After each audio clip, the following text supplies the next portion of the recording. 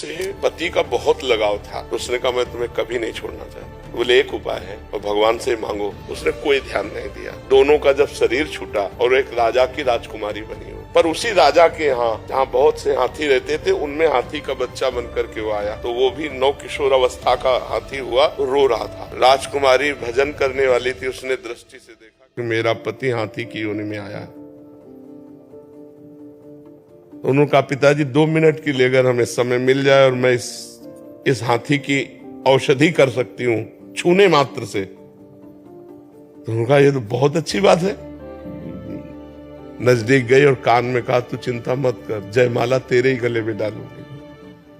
और सुन, पीछे तूने भजन नहीं किया इसलिए हाथी की योनि प्राप्ति की। अब अगर तू मेरी बात मान ले, अब राम राम कृष्ण कृष्ण जप ले, तो अब हमारा तुम्हारा मिलन भगवान के यहाँ होगा, क्योंकि अब मैं चूकूंगी नहीं, अब तेरे में नहीं फंसूंगी। तेरे में फंसने के कारण मुझे राजकुमारी जन्म हुआ नहीं, मैं भगवान को प्राप्त हो जाती। हाथी बड़ा प्रसन्न हो गया। रानी जो राजकुमारी थी, बड़े बड़े राजकुमार आए थे, किसी को नहीं। तब सबने मजाक बना दिया कि राजकुमारी पागल हो गई। तब उसने कहा पागल नहीं हुई, अपने पूर्व जन्म की बात बताकर कहा मैं इसी हाथी के साथ रहूंगी।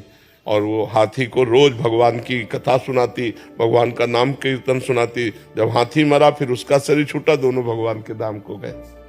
तो इसके चरित्र से लगता है कि यदि हम दोनों काफी समय तक साथ रहना चाहें तो भगवान से पास करवाना पड़ेगा। भगवान से भजन कर, दोनों भजन करें और भगवान पास कर दे, तो हो सकता है कि 1-2 जन्म और साथ मिल जाए।